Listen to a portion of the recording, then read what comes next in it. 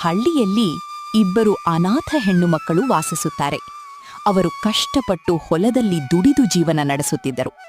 ಒಂದು ದಿನ ಹಠಾತ್ತಾಗಿ ಒಬ್ಬ ಅಪರಿಚಿತ ಮಹಿಳೆಯ ಆಗಮನವಾಗುತ್ತದೆ. ಅವರು ಯಾರು, ಇದು ಅವರ ಜೀವನವನ್ನೇ ಹೇಗೆ ಬದಲಾಯಿಸುತ್ತದೆ ಎಂದು ಮುಂದೆ ನೋಡ್ತಾ ಹೋಗಿ.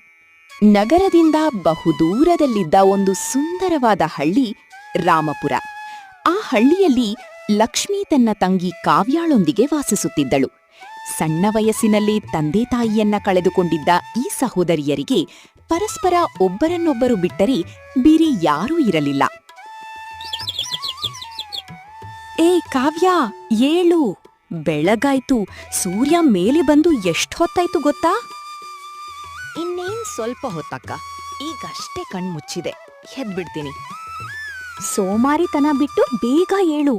ನಾನು ಹೊಳೆಗೆ ನೀರು ತರಲು ಹೋಗುತ್ತಿದ್ದೇನೆ. ಮನೆ ಜಾಗ್ರತೆ, ಹುಷಾರು. ನಾನು ಬರುವ ಮೊದಲು ಕಸ ಗುಡಿಸಿ ಪಾತ್ರೆ ತೊಳೆದು ತಿಂಡಿಗೆ ರೆಡಿ ಮಾಡು. ಏಳು ಏಳು. ಸರಿ ಅಕ್ಕ, ನೀನು ನೀರು ತರಲು ಹೋಗು, ನಾನು ಮನೆಯನ್ನೆಲ್ಲ ನೋಡ್ಕೊಳ್ತೀನಿ. ನನಗೆ ನಿನ್ಮೇಲ್ ನಂಬಿಕೆ ಇಲ್ಲ ಕಾವ್ಯ.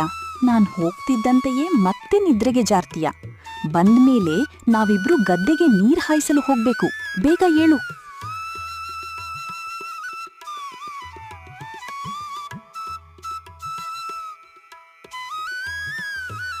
ಲಕ್ಷ್ಮಿ ಬಿಂದಿಗೆ ಹಿಡಿದು ನದಿಯ ಕಡೆಗೆ ಹೊರಟಳು. ಕಾವ್ಯ ಎದ್ದು ಮನೆ ಕೆಲಸ ಮಾಡತೊಡಗಿದಳು. ಮನೆ ಕೆಲಸ ಮುಗಿಸಿ ಲಕ್ಷ್ಮಿ ಬರುವುದನ್ನೇ ಕಾವ್ಯ ಕಾಯುತ್ತಿದ್ದಳು.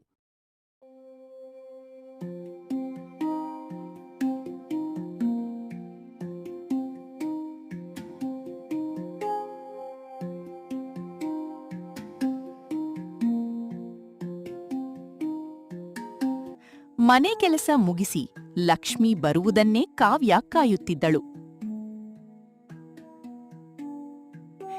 ದಂಡೆಗೆ ತಲುಪಿದ ಲಕ್ಷ್ಮಿಗೆ ಅಲ್ಲಿ ಒಂದು ದೃಶ್ಯ ಕಂಡು ಆಘಾತವಾಯಿತು. ಯಾರೋ ಒಬ್ಬರು ಮಹಿಳೆ ನದಿಯ ದಂಡೆಯಲ್ಲಿ ಪ್ರಜ್ಞೆ ತಪ್ಪಿ ಬಿದ್ದಿದ್ದರು. ಅಯ್ಯೋ, ಯಾರಿದು? ಈ ಹೆಂಗಸು ನದಿ ದಂಡೆಯಲ್ಲಿ ಹೀಗೆ ಬಿದ್ದಿದ್ದಾರಲ್ಲ? ಅಮ್ಮ, ಅಮ್ಮ, ಎದ್ದೇಳಿ! ಯಾರ್ ನೀವು? ಆ ಮಹಿಳೆ ಅಲುಗಾಡ್ಲಿಲ್ಲ. ಲಕ್ಷ್ಮಿ ಧೈರ್ಯ ತೆಗೆದುಕೊಂಡು ಆಕೆಯ ಎದೆಯನ್ನು ಒತ್ತಿ ಮುಖಕ್ಕೆ ನೀರು ಚಿಮುಕಿಸಿದಳು. ತಕ್ಷಣ ಆ ಮಹಿಳೆ ಕಣ್ಣು ತೆರೆದಳು. ಹಬ್ಬಾ, ಪ್ರಜ್ಞಾ ಬಂತ? ಯಾರಮ್ಮ ನೀವು? ಏನಾಯ್ತು ನಿಮ್ಗೆ? ನಾನು ಯಾರು? ನಾನಿಲ್ಲಿಗೆ ಹೇಗೆ ಬಂದೆ? ನನಗೇನೂ ನೆನಪಾಗುತ್ತಿಲ್ಲವಲ್ಲ. ಲಕ್ಷ್ಮಿಗೆ ಅವರನ್ನು ನೋಡಿ ತುಂಬಾ ಕನಿಕರವೆನಿಸಿತು. ತಾನು ಇಲ್ಲಿ ಅವರನ್ನು ಒಬ್ಬರನ್ನೇ ಬಿಟ್ಟು ಹೋಗುವುದು ಸರಿಯಲ್ಲ ಎನಿಸಿತು. ಹಾಗಾಗಿ, ಅಮ್ಮ, ನಮ್ಮ ಜೊತೆ ಬನ್ನಿ, ನಿಮಗೆ ನೆನಪು ಬರುವವರೆಗೆ ನಮ್ಮ ಜೊತೆಯೇ ಇರಿ ಎಂದು ಹೇಳಿ ಅವರನ್ನು ತನ್ನ ಜೊತೆ ಕರೆದುಕೊಂಡು ಬರುತ್ತಾಳೆ. ಆಕೆಯನ್ನು ಕರೆದುಕೊಂಡು ಮನೆಗೆ ಬಂದಳು. ಅಕ್ಕ, ಯಾರಿದು? ಈ ಅಪರಿಚಿತ ಹೆಂಗಸನ್ನು ಮನೆಗೆ ಯಾಕೆ ಕರೆದುಕೊಂಡು ಬಂದಿದೀಯಾ? ಅಯ್ಯೋ ಕಾವ್ಯ, ಇವ್ರು ನದಿಯ ದಂಡೆಯಲ್ಲಿ ಪ್ರಜ್ಞೆ ತಪ್ಪಿ ಬಿದ್ದಿದ್ರು. ಇವರಿಗೆ ತಮ್ಮ ಹೆಸರೇನು, ಎಲ್ಲಿಯವರು ಅನ್ನೋದು ಯಾವುದೂ ನೆನಪಿಲ್ವಂತೆ. ಅಕ್ಕ, ನಮಗಿರೋ ಪರಿಸ್ಥಿತಿಯಲ್ಲಿ ಇನ್ನೊಬ್ಬರ ಜವಾಬ್ದಾರಿ ಬೇಕಾ? ನಾವೇ ಕಷ್ಟದಲ್ಲಿದ್ದೇವೆ. ಆಪತ್ತಿನಲ್ಲಿರೋರಿಗೆ ಸಹಾಯ ಮಾಡೋದು ತಪ್ಪಾ ಕಾವ್ಯ? ಇವರಿಗೆ ಗುಣವಾಗುವವರೆಗೆ ನಮ್ಮ ಮನೆಯಲ್ಲೇ ಇರ್ಲಿ. ಸರಿ ಅಕ್ಕ, ನೀನ್ ದೊಡ್ಡವಳು, ನಾನೇನೂ ಹೇಳಲಾರೆ. ನಾವ್ ತಿನ್ನುವುದ್ರಲ್ಲೇ ಅವರಿಗೂ ಕೊಟ್ರಾಯ್ತು. ನಮ್ ಜೊತೆ ಇವರೂ ಒಬ್ರು ಇರ್ತಾರೆ, ನಮ್ ಕಷ್ಟ ಹಂಚ್ಕೊಳ್ಳಲು. ಬನ್ನಿ ಅಮ್ಮ, ಕೂತ್ಕೊಳ್ಳಿ. ಸ್ವಲ್ಪ ಕುಡಿಯಲು ನೀರ್ ತರ್ತೀನಿ ನಿಮ್ಗೆ.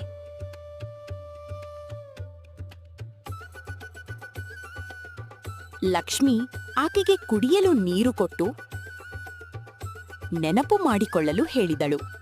ಕೊನೆಗೆ ಆ ಮಹಿಳೆಗೆ ತನ್ನ ಹೆಸರು ಶಾರದಾಮ್ಮ ಎಂದು ನೆನಪಾಯಿತು. ಲಕ್ಷ್ಮಿ ಶಾರದಾಮ್ಮನ ಜವಾಬ್ದಾರಿಯನ್ನು ಕಾವ್ಯಾಳಿಗೆ ವಹಿಸಿ ಗದ್ದೆಗೆ ನೀರು ಹಾಯಿಸಲು ಹೊರಟಳು.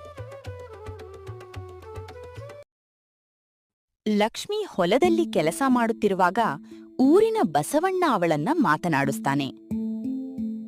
ಹೇ ಲಕ್ಷ್ಮಿ, ಒಬ್ಬಳೇ ಹೊಲದಲ್ಲಿ ಕೆಲಸ ಮಾಡ್ತಾ ಇದೀಯಾ? ಹೌದು ಬಸವಣ್ಣ ಮಾವ, ನಿನ್ನೆ ಕೆಲಸ ಮುಗ್ದಿರ್ಲಿಲ್ಲ, ಅದಕ್ಕೆ ಇವತ್ತು ಬಂದೆ. ನಿನ್ನ ಧೈರ್ಯಕ್ಕೆ ಮೆಚ್ಚಬೇಕು ಮಗಳೇ. ಅನಾಥರಾಗಿದ್ದರೂ ಯಾರ ಮುಂದೆಯೂ ಕೈಚಾಚದೆ ನಿಮ್ಮ ಕಾಲ ಮೇಲೆ ನೀವು ನಿಂತಿದ್ದೀರಲ್ಲ, ಆ ದೇವ ನಿಮ್ಮನ್ನು ರಕ್ಷಿಸಲಿ. ಎಲ್ಲ ದೇವರ ಕೃಪೆ ಮತ್ತೆ ನಿಮ್ಮಂತ ಹಿರಿಯರ ಆಶೀರ್ವಾದ ಮಾವ. ಸರಿನಮ್ಮ, ನಿನ್ನ ಕೆಲಸ ಮುಂದುವರಿಸು. ನಾನಿಲ್ಲೇ ಹೊಲಕ್ಕೆ ಹೋಗಿ ಬರ್ತೇನೆ. ಸರಿ ಬಸವಣ್ಣ ಮಾವ.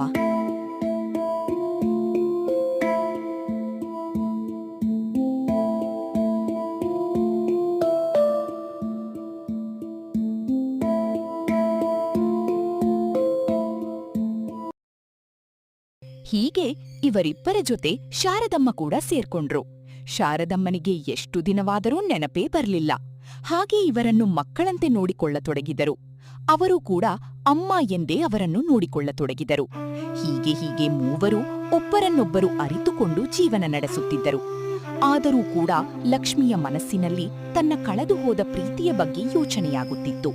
ಹೀಗೆ ಒಂದು ದಿನ ಮೂವರು ಇರುವಾಗ ಲಕ್ಷ್ಮಿ ಅದನ್ನೇ ಯೋಚಿಸುತ್ತಾ ಏನೋ ಆಲೋಚನೆ ಮಾಡುವಂತೆ ತೋರುತ್ತಿತ್ತು. ಅವಳ ಕಣ್ಣಲ್ಲಿ ಬೇಜಾರು ಎದ್ದು ಕಾಣುತ್ತಿತ್ತು. ಏನ್ ಯೋಚನೆ ಮಾಡ್ತಾ ಇದೀಯಾ ಅಕ್ಕ? ಅವಳು ಏನೂ ಹೇಳೋದಿಲ್ಲ. ಕಳೆದು ಹೋದದ್ದನ್ನು ಮತ್ತೆ ತಿರುಗಿ ಬಾರದವರನ್ನು ಯಾಕೆ ನೆನೆಯುತ್ತೀಯಾ ಅಕ್ಕ? ಇಲ್ಲ ಕಾವ್ಯ, ಅವರು ಒಂದಲ್ಲ ಒಂದು ದಿನ ಬಂದೇ ಬರ್ತಾರೆ ಎಂಬ ನಂಬಿಕೆ ನನಗಿದೆ. ಬಂದರೆ ಸರಿ, ಬರದಿದ್ದರೆ? ಬಂದೇ ಬರುತ್ತಾರೆ ಎಂಬ ನಂಬಿಕೆ ನನಗಿದೆ. ಬರದಿದ್ದರೆ ಅವರ ನೆನಪಿನಲ್ಲಿ ಹೀಗೇ ಇರುತ್ತೇನೆ. ಇವರ ಮಾತುಗಳನ್ನೆಲ್ಲ ಕೇಳಿಸ್ಕೊಳ್ತಿದ್ದ ಶಾರದಮ್ಮನಿಗೆ ಏನೋ ಒಂದು ರೀತಿಯ ಕಸಿಬಿಸಿ ಉಂಟಾಗುತ್ತದೆ. ಈ ಶಾರದಮ್ಮನಿಗೂ ಇವಳ ಪ್ರಿಯಕರನಿಗೂ ಏನಾದರೂ ಸಂಬಂಧ ಇರಬಹುದೇ? ಹಾಗೆ ನೋಡ್ತಾ ಹೋಗಿ.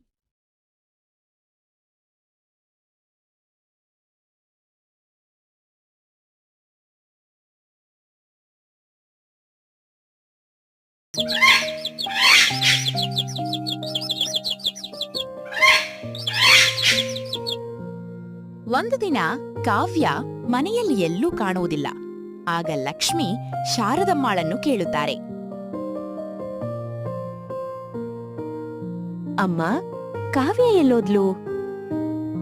ಹಾ, ಲಕ್ಷ್ಮಿ ಅವಳು ನದಿಯ ಕಡೆ ಹೋಗಿ ಬರುತ್ತೇನೆ ಅಂತ ಹೇಳಿ ಹೋದಳು.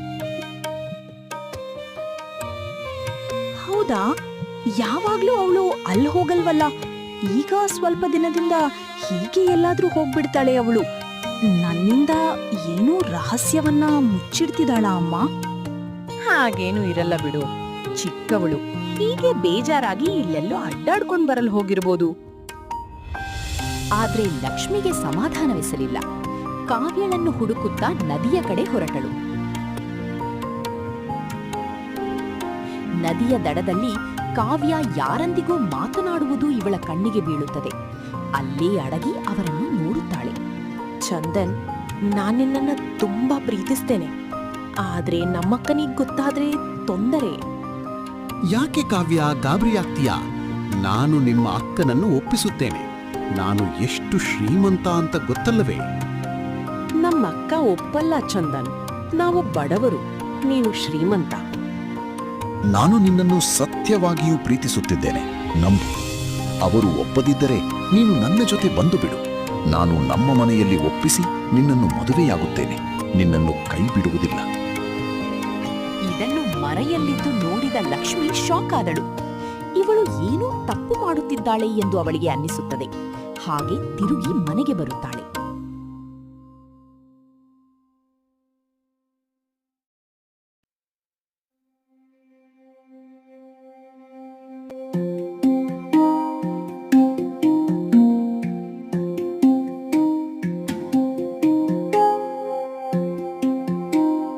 ಕಾವ್ಯ, ಯಾರವನು ಹುಡುಗ? ನದಿಯ ಹತ್ತಿರ ಅವನ ಜೊತೆ ಏನ್ ಮಾಡ್ತಿದ್ದೆ? ಅಕ್ಕ, ಅವನು ಚಂದನ್ ಅಂತ. ನಾನು ಅವನನ್ನು ಪ್ರೀತಿಸುತ್ತಿದ್ದೇನೆ. ಅವನು ತುಂಬಾ ಶ್ರೀಮಂತ. ಕಾವ್ಯ, ಆ ಹುಡುಗನ ನಡತೆ ನನ್ಗೆ ಸರಿ ಕಾಣ್ತಿಲ್ಲ. ಅವನೇನೂ ಒಳ್ಳೆಯವನಂತೆ ಕಾಣ್ತಿಲ್ಲ. ಈ ಸಂಬಂಧ ಬೇಡ. ಅವನನ್ನು ಮರೆತು ಬಿಡು. ಅಕ್ಕ, ನೀನ್ ಪ್ರೀತಿಯಲ್ಲಿ ವಂಚನೆಗೆ ಒಳಗಾಡ್ದೆ ಅಂತ ಪ್ರಪಂಚದ ಎಲ್ಲಾ ಹುಡುಗರು ಕೆಟ್ಟವರ? ಇವನು ಒಳ್ಳೆಯವನು, ನನ್ನನ್ನ ಮದ್ವೆ ಆಗ್ತೀನಿ ಅಂತ ನನಗ್ ಮಾತ್ ಕೊಟ್ಟಿದ್ದಾನೆ. ಇವನು ಅವನ್ ಹಾಗೆ ಅಲ್ಲ. ಅಪ್ಪ ಅಮ್ಮ ಬದುಕಿದ್ರೆ ನನ್ನ ಮದ್ವೆ ಮಾಡ್ತಿದ್ರು. ಅಪ್ಪ ಅಮ್ಮ ಬದುಕಿದ್ರೆ ನಿನಗೆ ಯೋಗ್ಯವಾದ ಹುಡುಗನನ್ನೇ ತರ್ತಿದ್ರು ಕಾವ್ಯ. ಆ ಅಪ್ಪ ಅಮ್ಮ ಸಾಯುವುದಕ್ಕೂ ನೀನೇ ಕಾರಣ. ಅಂದು ನಿನ್ನ ಬಟ್ಟೆ ತರಲು ಪೇಟೆಗೆ ಹೋದಾಗ ತಾನೇ ಆಕ್ಸಿಡೆಂಟ್ ಆಗಿದ್ದು. ತಂಗಿಯ ಈ ಮಾತು ಲಕ್ಷ್ಮಿಯ ಹೃದಯವನ್ನು ಚೂರು ಚೂರು ಮಾಡಿತು.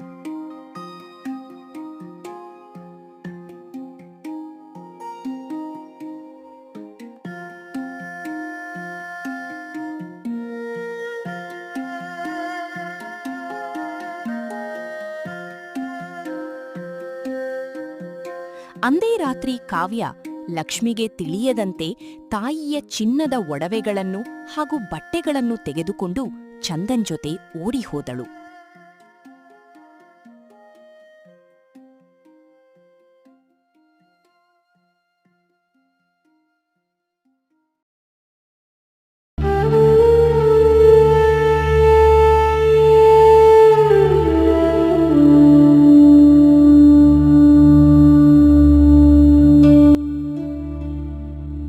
ಚಂದನ್, ನನಗೆ ಭಯವಾಗ್ತಿದೆ.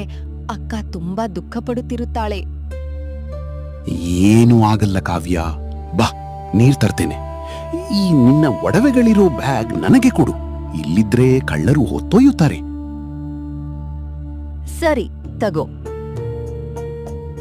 ಬೇಗ ಬಂದ್ಬಿಡು ಚಂದನ್, ನನ್ ಭಯ ಆಗತ್ತೆ. ಭಯ ಪಡ್ಬೇಡ, ನೀರ್ ತಗೊಂಡ್ ಹಾಗೆ ಬಂದ್ಬಿಡ್ತೀನಿ. ಮತ್ತೆಲ್ಲಿಯೂ ಹೋಗ್ಬೇಡ, ಇಲ್ಲೇ ಇರು.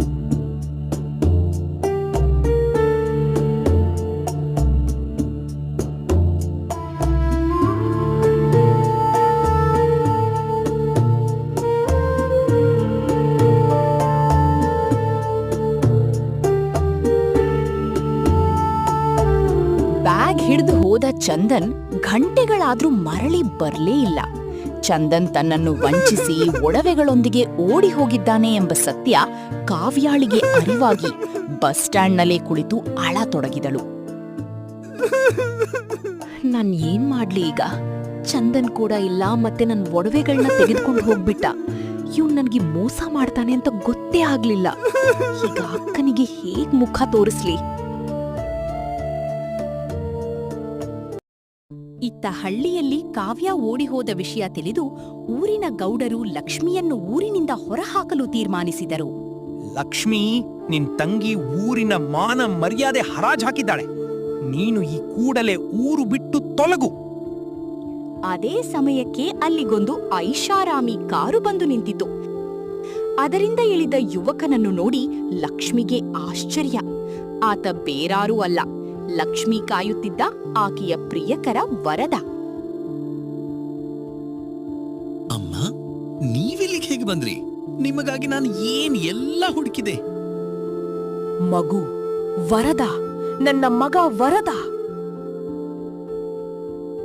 ಶಾರದಾಮ್ಮನಿಗೆ ತನ್ನ ಮಗ ವರದನನ್ನು ನೋಡಿದ ತಕ್ಷಣ ಜ್ಞಾಪಕ ಶಕ್ತಿ ಮರಳಿ ಬಂತು. ಶಾರದಾಮ್ಮ ಬೇರಾರೂ ಅಲ್ಲ, ಲಕ್ಷ್ಮಿ ಪ್ರೀತಿಸುತ್ತಿದ್ದ ವರದನ ತಾಯಿ.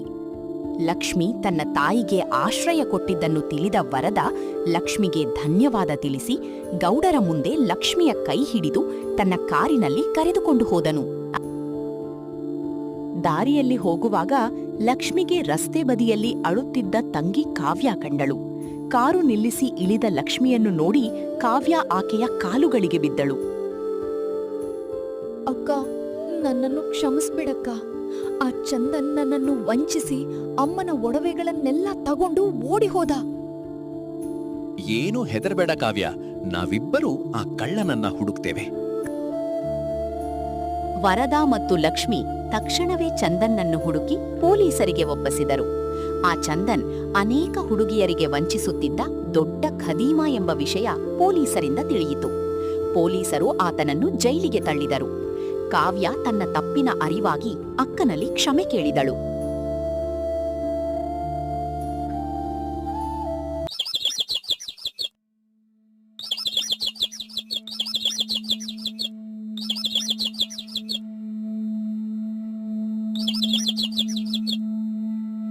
6 ತಿಂಗಳಲ್ಲಿ ಎಲ್ಲವೂ ಬದಲಾಯಿತು.